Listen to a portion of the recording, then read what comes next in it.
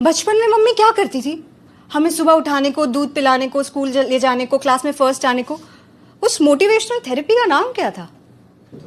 चाटा। मैंने सोचा अच्छा चाटा तो कमाल की मोटिवेशनल थेरेपी है। मतलब चाटे की खास बात पता क्या है? एक बार चाटा लगा और अगर आप रोए तो फिर एक चाटा।